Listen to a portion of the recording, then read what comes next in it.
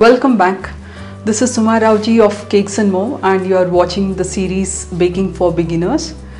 So we see a lot of people around us baking up so many delectable things, and then you're also inspired to bake. E-commerce websites are full of gorgeous things, and you're tempted to buy just about everything you see, and it can be quite confusing and sometimes intimidating also.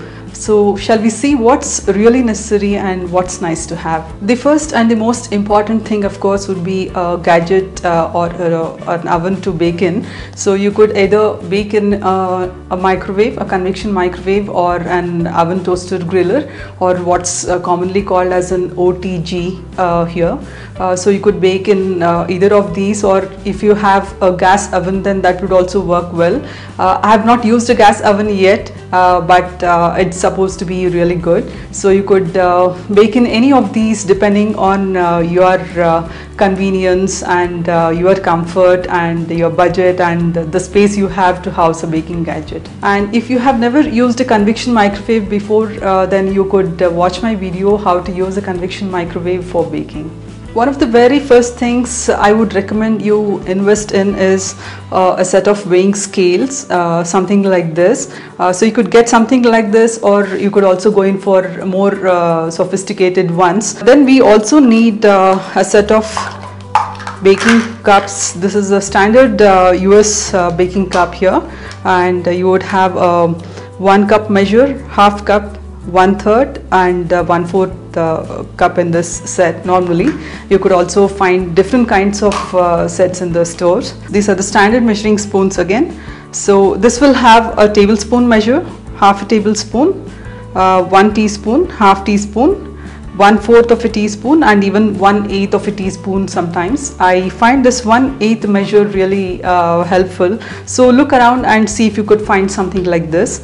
You should be able to get it. Whenever you measure things using these cups, then remember to measure 1 cup using the 1 cup measure, half cup using the half cup measure, and so on. Same thing with using the measuring spoons. Do not use a teaspoon measure for weighing half a teaspoon, because the measurement may not be accurate. And then we have this liquid measuring cup, which again is used for measuring liquids, and this is really convenient for measuring liquids because it's easy to use, and when you pour the liquid in, then half a cup would probably come up to here somewhere, so you would not really spill it when you're trying to measure. And then it also has a spout for you to pour out the liquid back into your bowl conveniently. You could also get those really good Pyrex kind of liquid measuring cups. They are really good because they are heat proof as well, as the Pyrex ones also have the markings in red, so that it's easier to read out. And a measuring cup, a liquid measuring cup from Oven Basics is supposed to be one of the best, so try to see if you could get one of these. Then the liquid measurement is always read at eye level. Please do remember that. And then we also get a thermometer called as an oven thermometer. So this is something you hang in your oven, or just place it in your oven for the thermometer to record the internal temperature of the temperature inside the oven, that is. Sometimes it happens that you set the temperature in your oven and the temperature inside is something different. Sometimes it's hotter, most of the times it's hotter than what's indicated on your oven. So it's essential to get an oven thermometer. It's really helpful, especially with OTGs. This is a common problem. The temperature tends to be higher than what you set. And then we have this really wonderful thing called as baking parchment. Lining your tins with this helps give a really neat release to your cakes and cookies. A lot of times when you're baking cookies, you don't really need to grease the baking parchment or even the tray. So this is really helpful. And one more really good thing about baking parchment is that it doesn't burn even at 250 centigrade. So it just turns a darker color, it doesn't burn. This is a hand mixer. This is especially useful for whipping eggs, egg whites, whipping cream and other things. This gives a good lot of volume and lightness when you are whipping. and you can't achieve the same kind of volume or lightness if you use an immersion blender. These two can't be used interchangeably. This is a 300 watt mixer. Again, you could use this hand mixer on different speed levels, on low, medium, high and the highest speed, and the recipes will specify on which speed you need to be using. Again, that will be only indicative because it depends on the model and the brand of the hand mixer you are using, and of course the voltage also here. These are silicone spatulas, and these are really helpful for scraping out every bit of that cake batter from your mixing bowl because of these corners and because of the flexibility. So do get a couple of these in different sizes. A good spatula is neither too flexible nor too stiff, so look out for good ones and then buy them.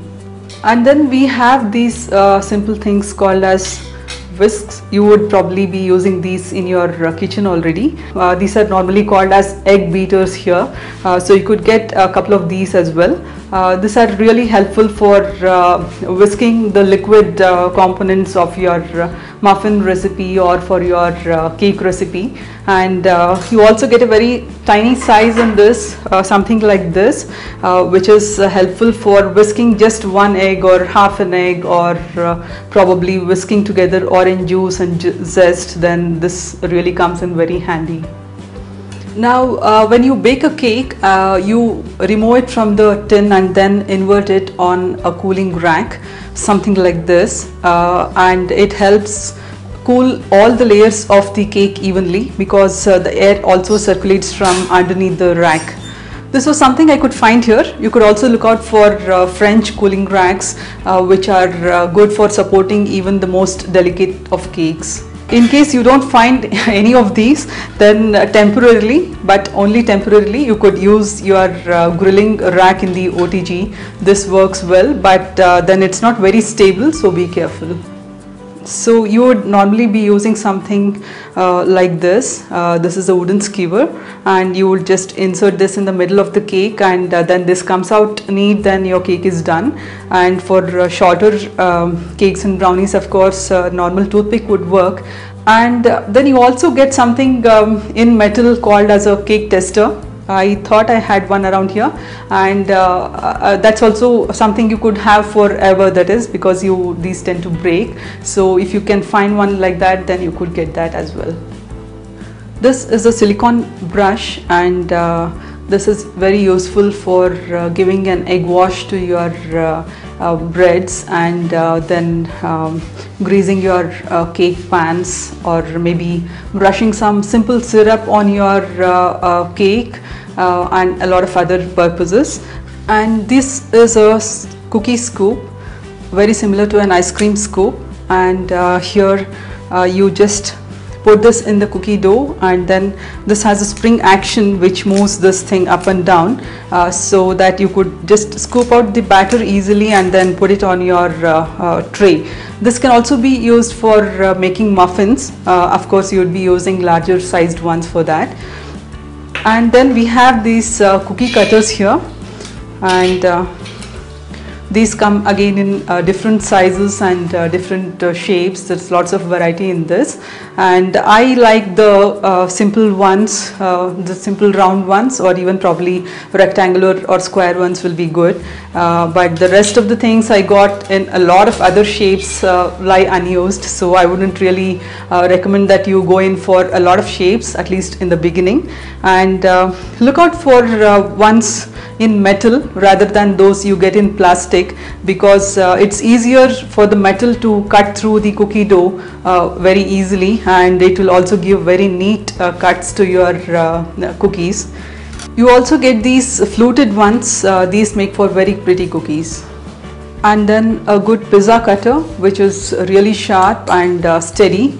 You do not want this moving around in all directions, or you may end up with an injured finger. Another tool you'll find very useful is a serrated knife to slice your sponges into neat layers. So you get a serrated knife of a good quality which is longer than the diameter of most cakes so that it really helps you make neat layers.